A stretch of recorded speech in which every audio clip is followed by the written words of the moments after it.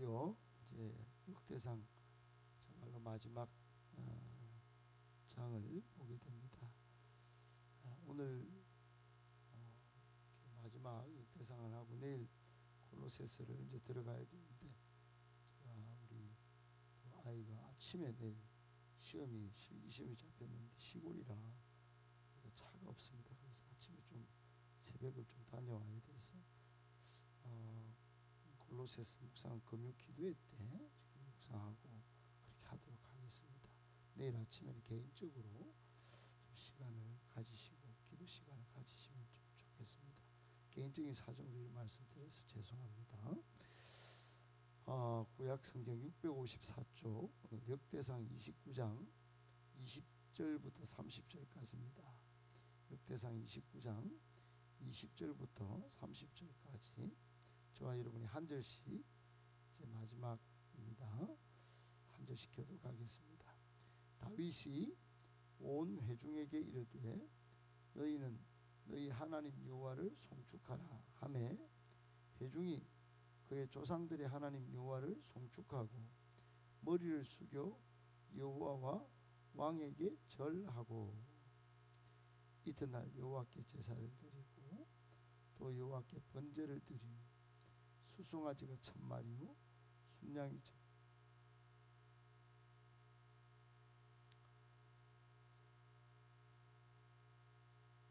이날에 무리가 크게 기뻐하여 여호와 앞에서 먹으며 마셨더라. 무리가 다윗의 아들 솔로몬을 다시 왕으로 삼아 기름을 부어 여호와께 돌려 주권자가 되게 하고 사독에게도 기름을 부어 제사장이 되게 하니라.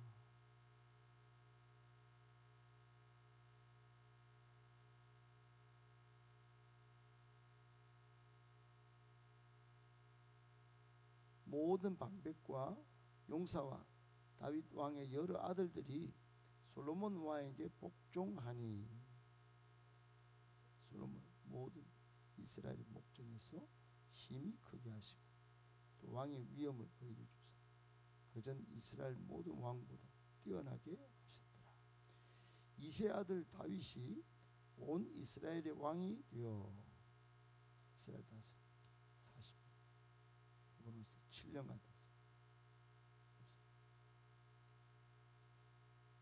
그가 나이 많아 늙도록 부하고 존귀를 누리다가 죽음에 그의 아들 솔로몬이 대신하여 왕이 되니라.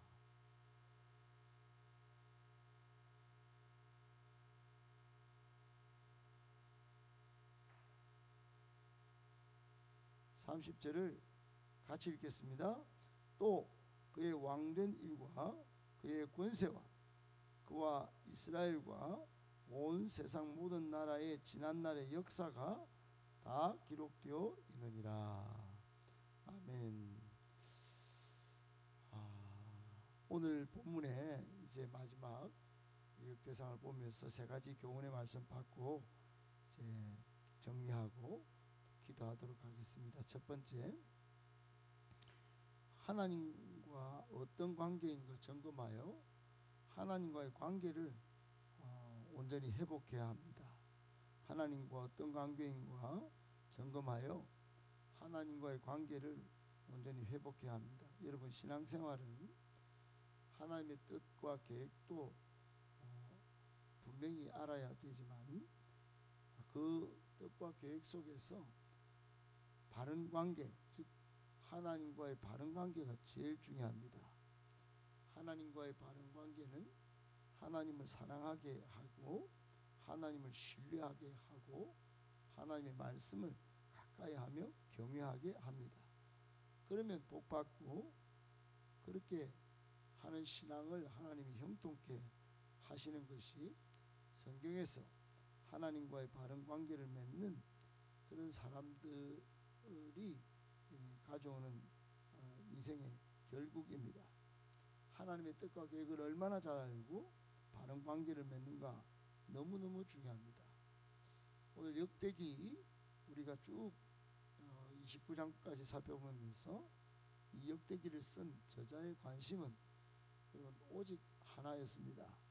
그것은 다윗을 비롯한 지도자들이 하나님과 어떤 관계를 맺고 살았는지, 또 하나님과 어떤 관계로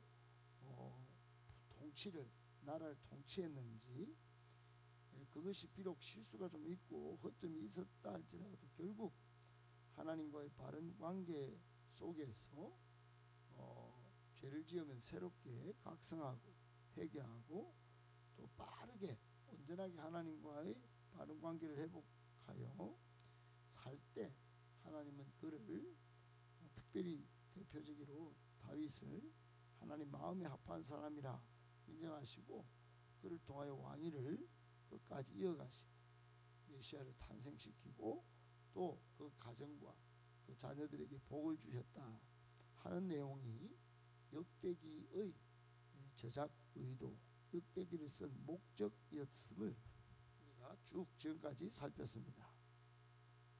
오늘 20절을 보면 다윗이 온 백성에게, 온 회중에게 하나님과의 바른 관계에 나오는 가장 뚜렷한 행실이 뭡니까? 송축하는 거죠. 그래서 다윗이 너희는 너희 하나님 여호와를 송축하라.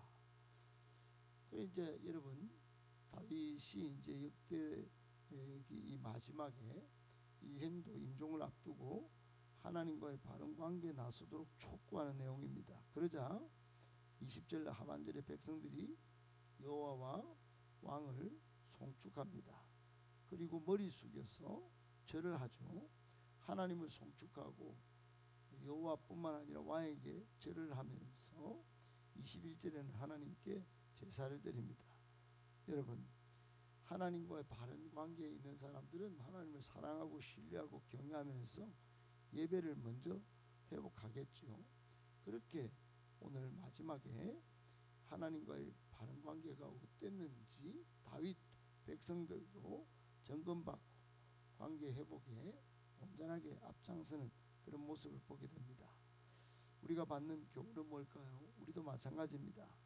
먼저 하나님과의 관계 회복에 나서야 합니다.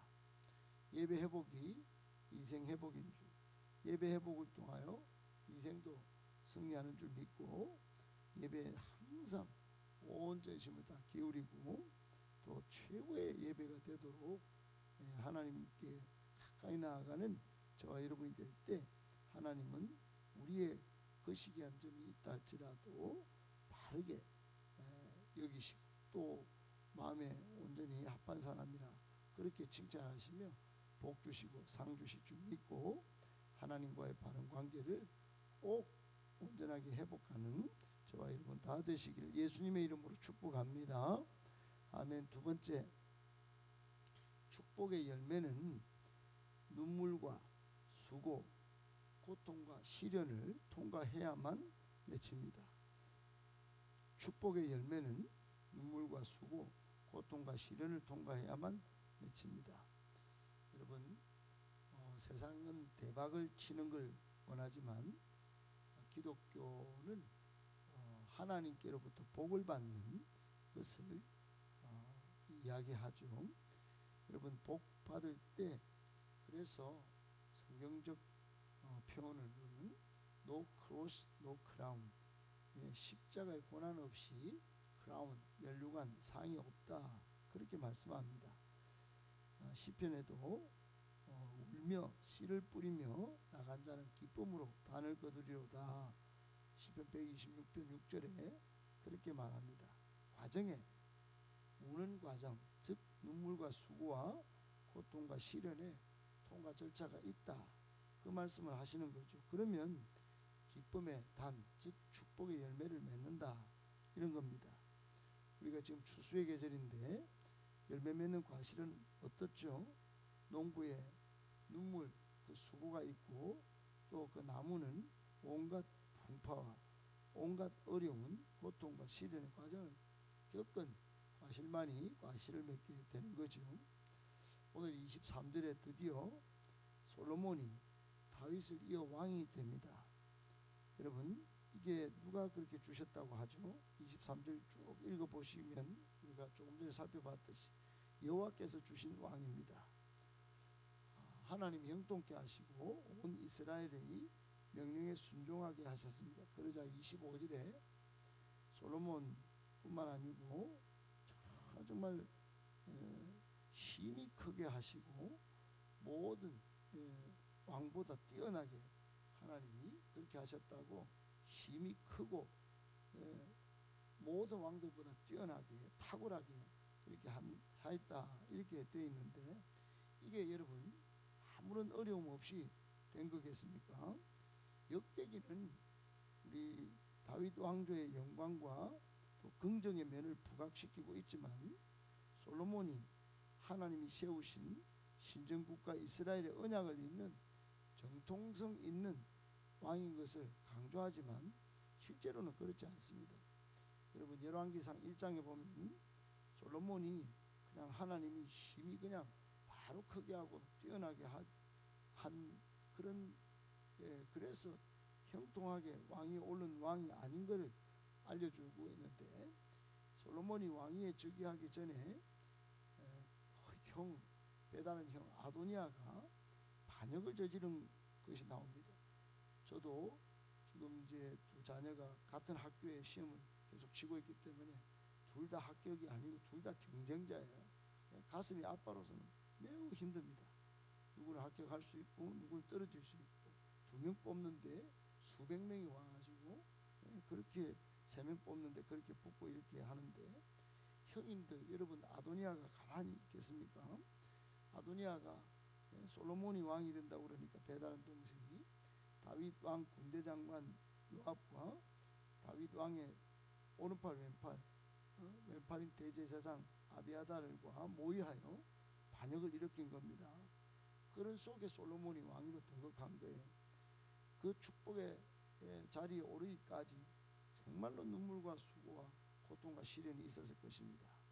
우리가 받는 교훈이 여러분 있어야 합니다. 그것은 비록 힘든 과정이 있지만 결국은 그 과정을 정말 믿음의 기도로 통과할 때 기쁨의 단을 거둘 것이다 하는 겁니다. 오늘도 여러분 하나님의 은혜를 기억하고 하나님 중심으로 말씀을 따라 살 때 힘겹죠. 말씀대로 사는 게 여러분 손해 봐야 되고 기다려야 되고 어렵습니다. 그러나 축복의 열매는 그런 과정 속에 꼭 고난과 시련을 통과해야만 주어진다는 걸 꼭 기억하고, 오늘도 믿음으로 잘 승리하는 저와 여러분들 되시길 예수님의 이름으로 축복합니다. 아멘. 마지막 세 번째, 하나님은 우리의 일거수일투족을 살피시고 기록하십니다. 하나님은 우리의 일거수일투족을 살피시고 기록하십니다. 여러분 오늘 26절 이하 다윗의 일생이 요약되어 있습니다. 마지막은 또 다윗 이야기로 끝납니다. 그는 오늘 본문에도 적혀있지만 2세 아들로 막내 아들로 태어났습니다. 그리고 통치 기간이 40년인데 헤브론에서 분열 왕국으로 7년을 있습니다. 예루살렘에서 통일 왕국의 왕으로 33년을 통치합니다. 나이가 많아 늙도록 부와 종기를 누리고 죽는데, 여러분 결국 믿음의 세대 계승을 이제 성공합니다. 솔로몬이 되시나요? 왕이 되죠.